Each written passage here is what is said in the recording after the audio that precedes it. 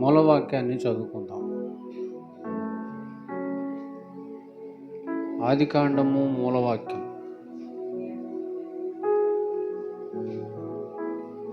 ఏంటి మూలవాక్యం? 7:7. అప్పుడు నోవాహు గారును అతనితో కూడా అతని కుమారులును అతని భార్యయు అతని కోడండ్రును ఆ ప్రవాహ జలములను తప్పించుకొనుటకై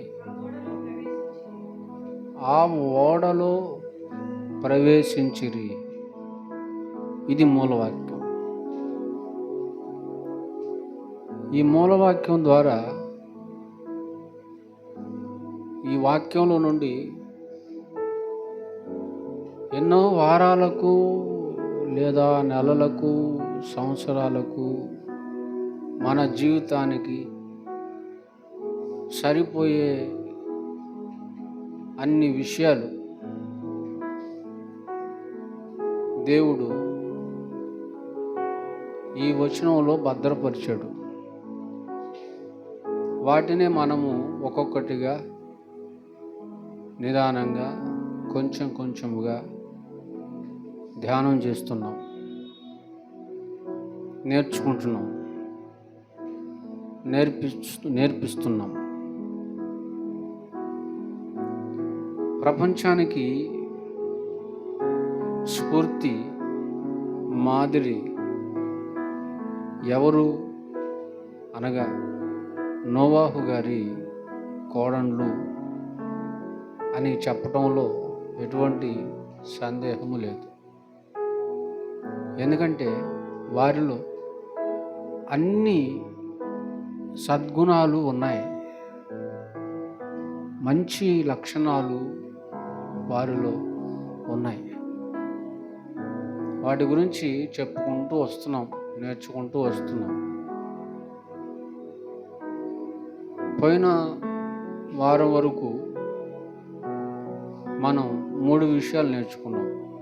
1, పాజిటివ్ మైండ్ కలిగి ఉండాలని. 2, ఇరు కుటుంబాలను సమానముగా చూడాలని. 3, అర్థం చేసుకోవాలి అని. ఇకపోతే 4, మొదట చెప్పిందే మళ్ళీ చెప్తున్నాను, నేను మళ్ళీ జ్ఞాపకం చేస్తున్నాను మీకు. ఏంటి అది అని తెలుసుకోవాలనుకుంటే గౌరవించటం. 4వది ఏంటి? గౌరవించటం.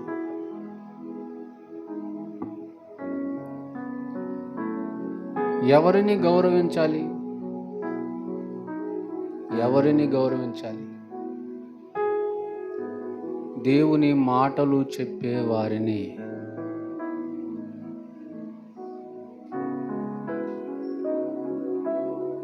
దేవుని ఆజ్ఞలను మాటలుగా, దేవుని మాటలను ఆజ్ఞలుగా, ఉన్నవి ఉన్నట్టుగా చెప్పేవారిని గౌరవించాలి. గౌరవించటము అనగా ఏమి?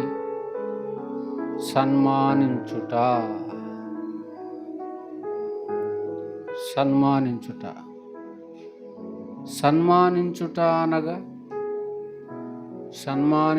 అనగా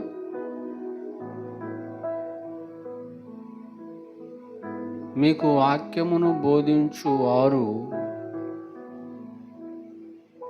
దుఃఖముతో ఆ పని చేసిన ఎడల అది మీకు నిష్ప్రయోజనము. గనుక మీరు వారి మాట వినవలెను. ఎక్కడుంది రెఫరెన్స్ ఎక్కడుంది? ఎతకండి. మీ పైనున్న నాయకులు మీ ఆత్మలను కాయుచున్నారు. లెక్క అప్పచెప్పవలసిన వారి వలె వారు భయంతో ఉన్నారు. జాగ్రత్తగా చెబుతున్నారు మీకు. వారిని మీరు గౌరవించాలి. వారి మాట మీరు వినాలి. వారికి మీరు లోబడి ఉండాలి. అది గౌరవించటం. అప్పుడు ఏమవుతుంది? అలా చేసిన ఎడల ఏమి జరుగుతుంది? ఏమి జరుగుతుందంటే రక్షణ కలుగుతుంది. రక్షణ దొరుకుతుంది. నోవాహు గారు చెప్పినటువంటి మాటలను కోడళ్ళైన వారు గౌరవించారు. అవునా? నోవాహు గారి మాటలను ఎవరు గౌరవించారు? కోడళ్ళు గౌరవించారు. గౌరవించారు గనకనే జలప్రళయము ద్వారా ఏ హాని జరగకుండా కాపాడబడ్డారు. ఓడ ఎక్కారు. ఓడలో భద్రంగా ఉన్నారు.